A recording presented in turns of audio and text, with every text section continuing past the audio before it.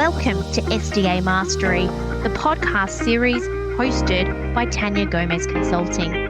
In each episode, we'll be sharing valuable insights and tips that can help you learn the intricacies of specialist disability accommodation.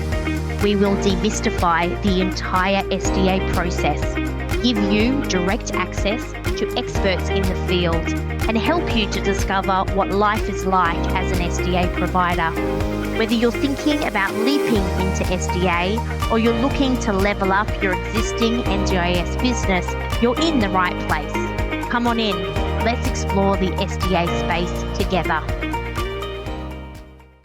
Hi, David, and welcome back to the couch. Today, we're talking about the recent changes in the SDA price guide. To begin with, before we get into that, can you tell me a little bit about Adapt Housing and your background in the disability sector? Yep, thanks for the opportunity. Adapt Housing really came from a few different organisations that effectively were governed by an accountancy firm called H&W Group.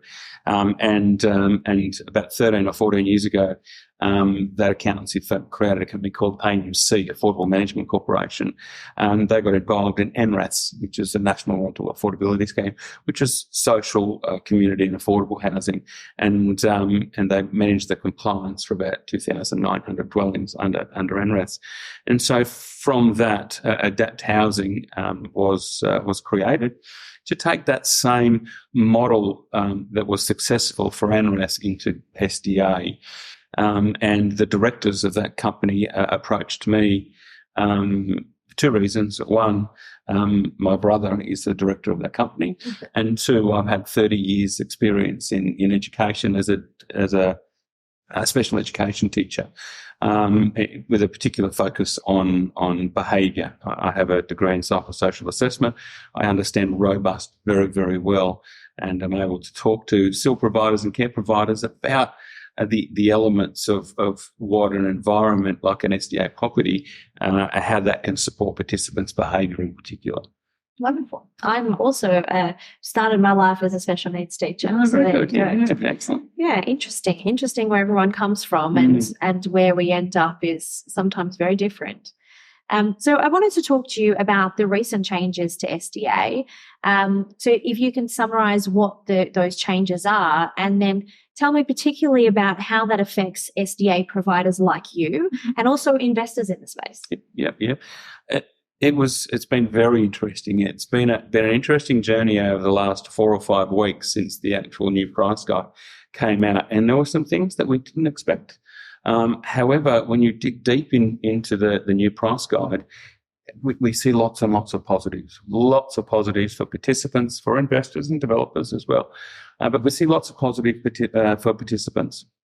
I guess the most recent, the most significant changes have been the increased funding for improved livability and fully accessible.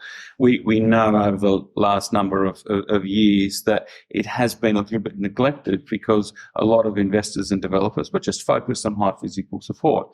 And improved livability, which is a lower level of funding, fully accessible, which is a lower level of funding, weren't sort of supported a lot. And we've seen a particular increase in house funding for improved livability and fully accessible. And even over the last 5 weeks, we're having more conversations with investors who are wanting to look at that now that it becomes a viable option. It's also been a positive for properties that do have some vacancy. At the moment, we know that improved livability and fully accessible participants now can move into those properties that exist because their level of funding has increased substantially. So that's been the most significant change, the increase. However, what has been a little bit unusual, and there's a little bit of negativity, is apartment funding has dropped. And that was a bit of a shock. So high physical support apartment funding for 2-bedroom, 1-res, 1-bedroom, 1-res, or even 2-bedroom, 2 residents has dropped about 26% right across the board, which was a bit of a shock. And we've got some participants that really have that higher level of funding.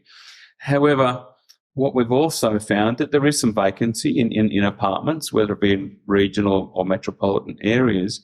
What the NDIS has done is increase, again, improve livability in fully accessible funding in apartment levels as well. So a lot of those vacancies now are going to be filled and supported by participants with improved livability and fully accessible. So I think it's been a very, very positive move, to one, fill the current vacancies, and two, to promote those opportunities for participants who have been a little bit neglected when it comes to disability housing. What further changes do you think there will be in the future? What can you see coming if you had a crystal ball? Yeah, look, as I said, we're at the end of a 5-year review, and we've just had the 5-year review, and likely to be another 5-year review, and it's a bit hard to sort of see what happens, because as land costs increase and build cost increase, it's going to become increasingly difficult.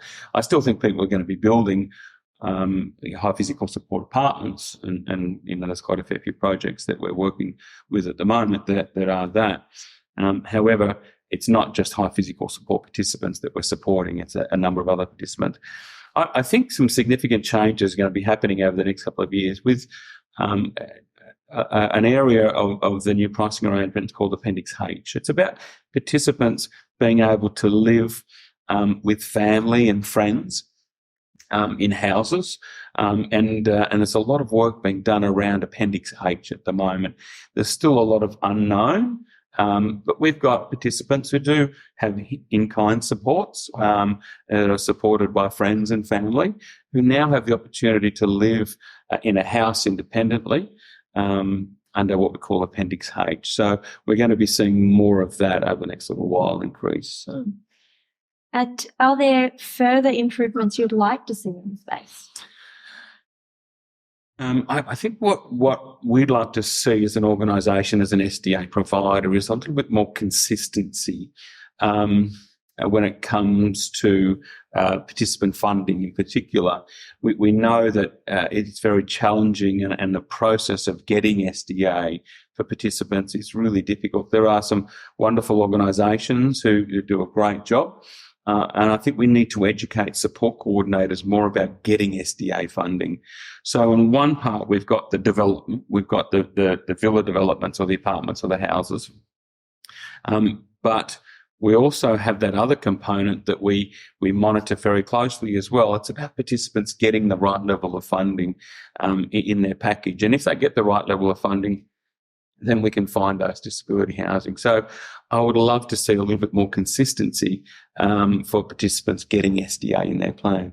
I noticed you've interviewed recently Brendan Wolfe, who's a fantastic advocate in our space, and we've been working with Brendan for 3 years now. And Brendan and I do seminars together. We do talks together. We sort of talk on a regular basis about SDA, and he's incredible. Motivated and valuable in our space. He's very, very knowledgeable. And it took 3 years for Brendan to get this right level of funding. But we supported him for that long time, and I really value what Brendan's done and what he will do for participants in the future. Can you tell me about the process with Brendan, of how that came together? He spoke of your support and mentorship being invaluable. How did that come about? And is that a role you play with all of your participants, or was Brendan outside the norm? Yeah, look, in the early days, Brendan came to us, and he was articulate and he was passionate. And I met with Brendan at his house.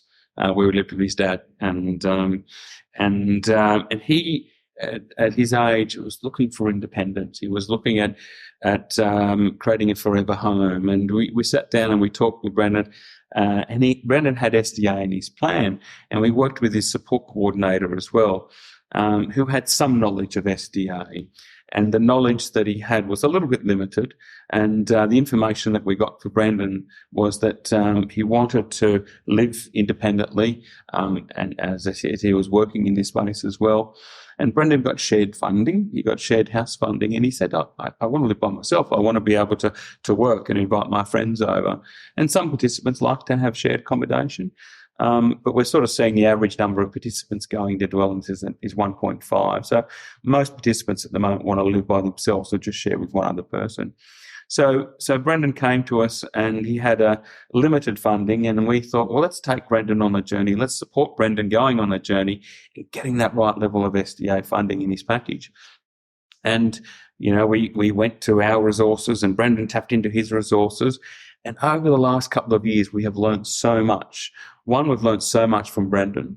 Brendan's learned so much from us. And a lot of people that are around us who supported the journey for Brendan have learned so much. And it became, it ended up being very successful. Brendan fought, and he fought really hard, and he got the right level of funding. And now Brendan, he was always going to have a forever home. There was no doubt about that. However, just going on that journey, we learned so much from Brendan. He's a superstar. Yeah. Value what he does and what he's brought to the table. Yeah. And I can see Brendan doing lots of wonderful things in the future. He's so articulate and he's so passionate about helping people. He will be fantastic. Yeah, I agree. I think he's definitely one to watch. Yeah. He's amazing. And is that generally the journey for an NDIS participant? Do they have to go through so many hurdles to get the funding that they need?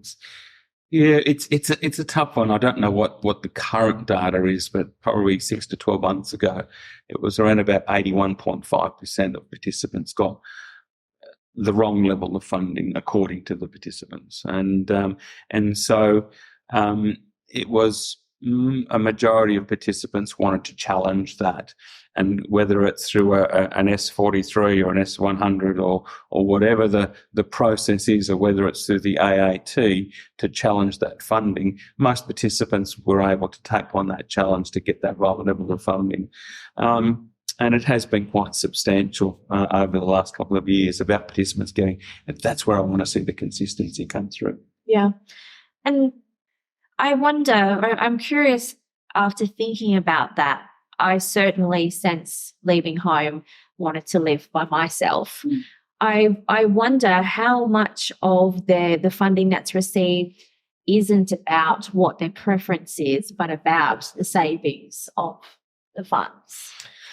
Yeah, as I said, I value where the NDIS has come in the last 4 or 5 years and what they've done in this space. And SDA is a fantastic program, and we've seen many hundreds of participants find their forever home. It is life-changing, and it's great to be a part of that journey.